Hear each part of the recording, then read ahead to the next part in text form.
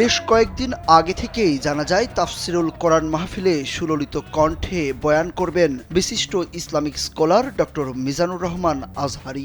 তার আসার খবরে আগে থেকেই ভিড় জমতে থাকে মাহফিল ময়দানে। লাখো ধর্মপ্রাণ মুসল্লির ঢল নামে 3 দিনব্যাপী তাফসিরুল কোরআন মাহফিলে।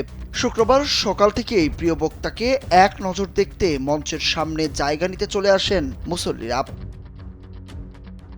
সন্ধ্যার পর আরো বিপুল সংখ্যক মানুষ যোগ দেয় মাহফিলে। ফলে মাহফিলের স্থান ছাপিয়ে সড়ক মহাসড়কেও শিশু, নারী, পুরুষের ঢল নামে। খ্যাতনামা ইসলামিক স্কলার ও গবেষক ডক্টর মিজানুর রহমান আজহারি মঞ্চে উঠতেই লাখো জনতার কণ্ঠে উচ্চারিত হয় লিল্লাহে তাকবীর, আল্লাহু আকবার।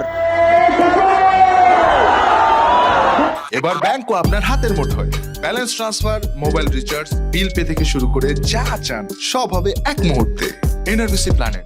আলোচনায় মাওলানা আজহারি বলেন, আল্লাহ তাআলা মানব জাতিকে সম্মান দিয়ে সৃষ্টি করেছেন। মহাবিশ্বের সব সৃষ্টির জন্য আল্লাহ রিজিকের ব্যবস্থা করেছেন। জলে স্থলে মানুষের বাহন দিয়েছেন। আকাশ এবং জমিনে যা কিছু আছে সবই মানুষের কল্যাণে দেওয়া হয়েছে।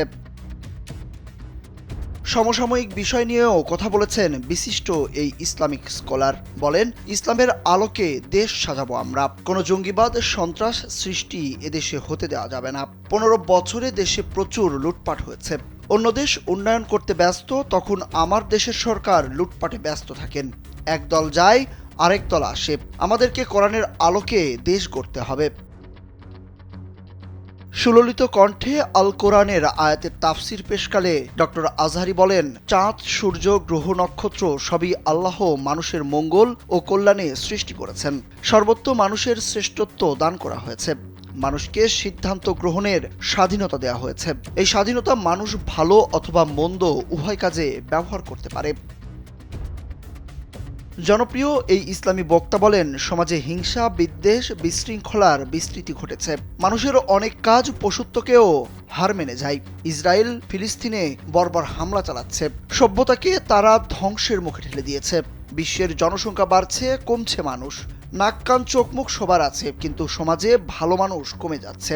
আল কোরআনের আলোকে জীবন গঠন করে উন্নত ও সুন্দর মানুষ হওয়ার কথা বলেন ডক্টর আজহারি। আল্লাহ বললেন, ওয়া হামালনাহুম ফিল বাররি ওয়াল বাহর। প্রায় 10 লাখ মানুষের উপস্থিতিতে মুহুর্মুহুর তাকবীর ধ্বনির মধ্যে তরুণ প্রজন্মের কাছে ইসলামের বাণী পৌঁছে দেন ডক্টর মিজানুর রহমান আজহারি। একমাত্র ইসলামকে অনুসরণ করেই শান্তি ও কল্যাণ নিশ্চিত করা সম্ভব।